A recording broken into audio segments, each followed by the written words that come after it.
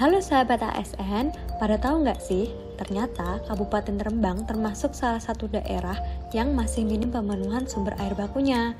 Nah, kali ini kami sebagai peserta pelatihan dasar CPNS 2022 akan berbagi salah satu upaya penyelesaian permasalahan tentang sumber air baku ini.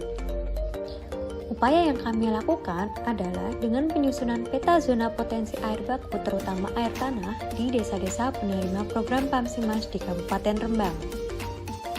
Untuk penyusunan peta zona potensi air tanah ini, apa aja sih data-data parameter yang diperlukan dalam penyusunan peta?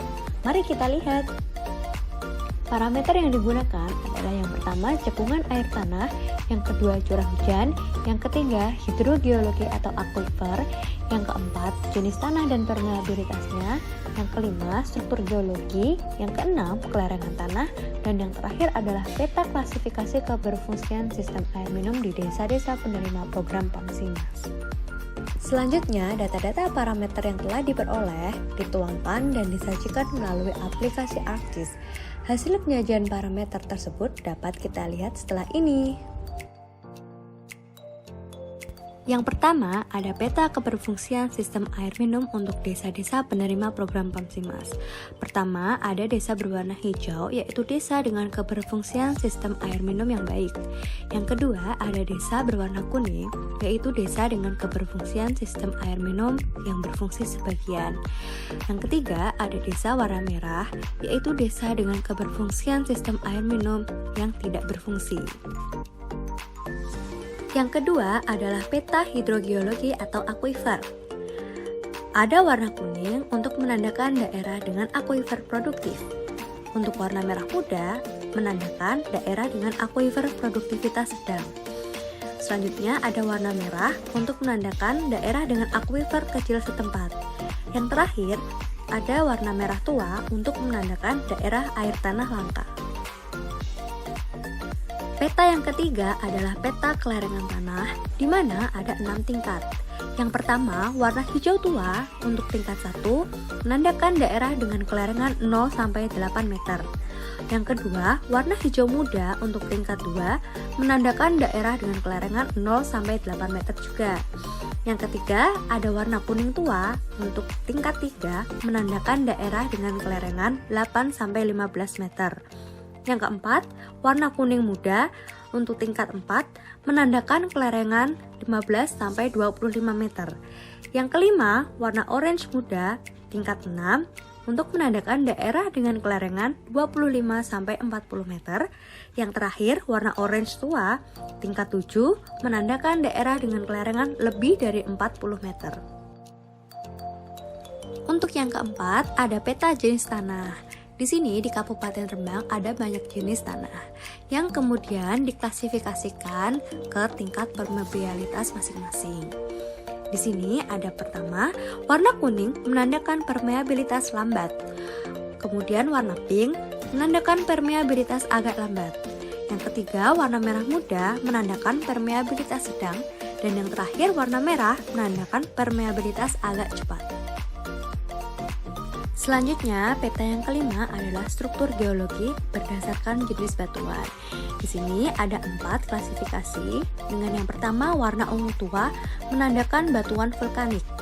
Yang kedua, warna ungu menandakan batu gamping. Yang ketiga, warna ungu muda menandakan batu liat dan batu pasir. Dan yang keempat, warna kuning menandakan endapan liat dan pasir. Yang keenam adalah peta curah hujan yang dihitung secara tahunan. Yang pertama, warna biru navy untuk curah hujan lebih dari 2000 mm. Untuk warna biru tua menandakan curah hujan 1800 sampai 2000 mm.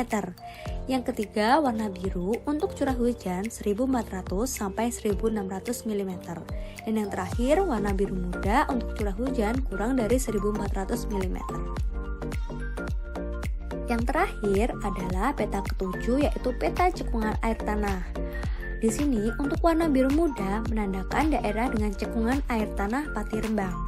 Warna biru dongker menandakan daerah dengan cekungan air tanah Watu Putih. Untuk warna biru laut menandakan daerah dengan cekungan air tanah Lasem. Dan yang terakhir warna kuning menandakan daerah dengan tidak ada cekungan air tanah. Selanjutnya, ketujuh parameter tersebut dilakukan analisis dengan menggunakan aplikasi ArcGIS yang hasilnya dalam bentuk tabel atribut.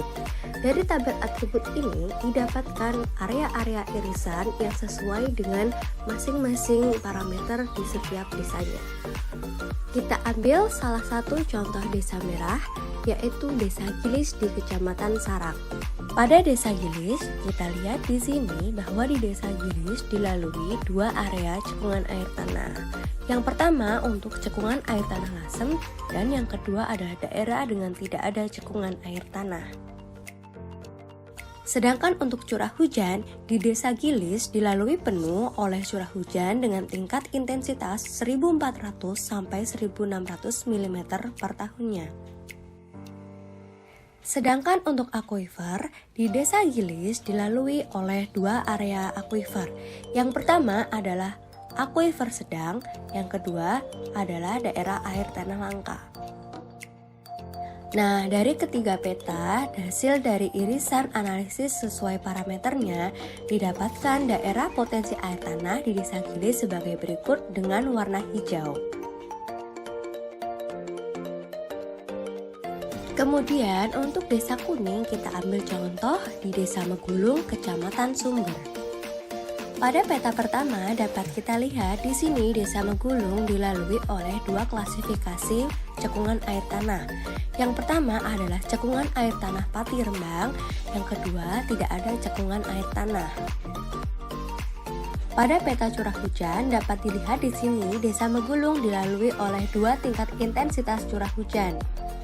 Desa Megulung dilalui oleh tingkat intensitas curah hujan yang pertama 1400 sampai 1600 mm per tahunnya. Yang kedua dilalui tingkat intensitas sebesar kurang dari 1400 mm per tahunnya.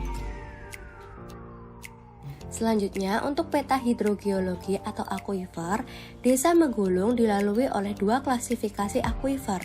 Yang pertama adalah akuifer dengan produktivitas sedang, yang kedua adalah akuifer kecil setempat. Kemudian dari ketiga peta hasil analisis irisan area sesuai parameternya masing-masing di Desa Megulung didapatkan area untuk potensi air tanah sebagai berikut dengan warna hijau. Nah, tadi adalah salah satu contoh bagaimana analisis peta-peta parameter dijadikan sebagai analisis potensi air tanah di desa-desa. Selanjutnya, berikut adalah contoh-contoh peta potensi air tanah di desa lainnya. Berikut adalah peta zona potensi air tanah di Desa Bangunrejo, Kecamatan Pamotan. Berikut adalah peta zona potensi air tanah di Desa Cabean, Kecamatan Bulu. Ini adalah peta zona potensi air tanah di Desa Kajar, Kecamatan Gulung.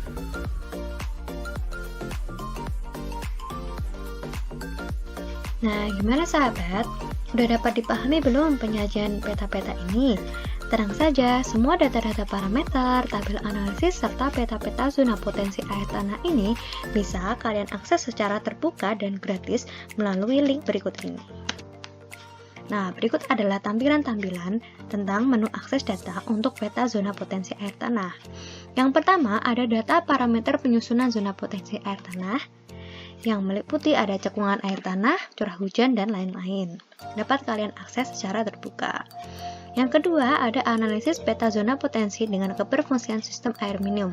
Di sini ada peta-peta tentang kinerja BPSPAM, yaitu untuk Desa Merah, Desa Kuning, dan Desa Hijau yang dikaitkan dengan keberfungsian sistem air minum di desa tersebut. Kemudian ada juga tabel analisis zona potensi air tanah untuk masing-masing kecamatan yang sudah dilakukan analisis menggunakan aplikasi ArcGIS.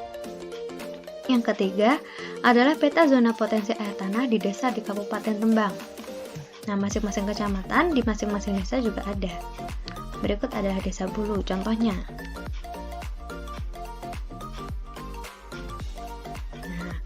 Kemudian ada juga untuk menu leaflet peta zona potensi air tanah, dan yang terakhir adalah video penjelasan tentang zona potensi air tanah berikut ini. Oke, cukup sekian untuk video sharing-sharing kita kali ini. Semoga informatif dan bermanfaat untuk kita semua. Kalau ada pertanyaan dan hal-hal yang kurang jelas dapat ditanyakan ke kontak person berikut ini. See you sahabat ASN.